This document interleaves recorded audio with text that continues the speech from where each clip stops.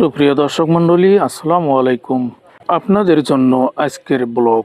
তো বন্ধুরা, আমি কক্সবাজারের রাস্তায়, আমার সামনেই কক্সবাজারের সুপরিচিত একটি স্থান, যার নাম ডলফিন মোড়।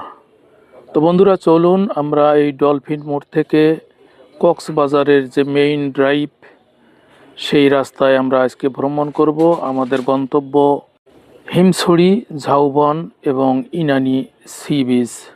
আমরা একটি অটো ভাড়া করেছি, সেই অটোতে করে আমরা যাব এবং এখানকার রাস্তা এবং রাস্তার দুই সাইডের সৌন্দর্যগুলো উপভোগ করব।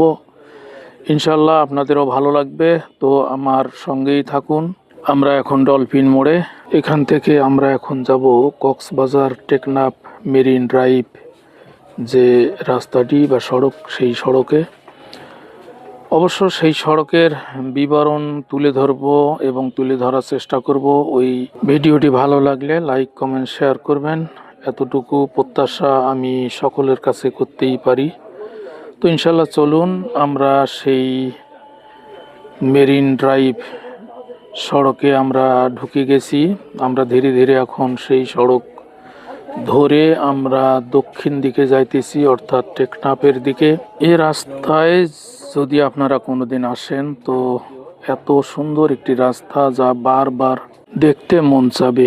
এটি বাংলাদেশের সবচেয়ে সুন্দরতম একটি রাস্তা।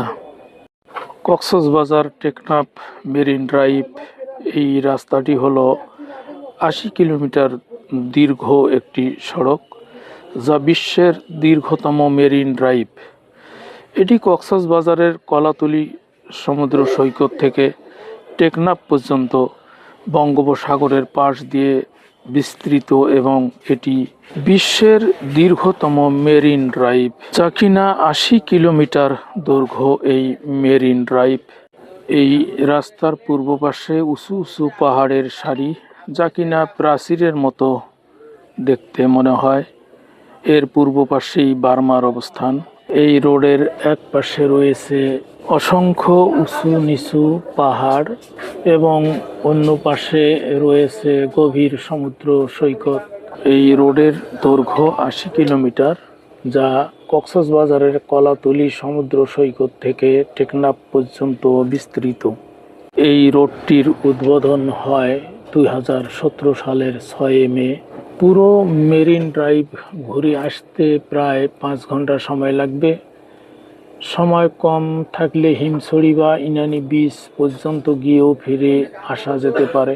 খোলা জিপ বা চাঁদের গাড়ি ভাড়া করে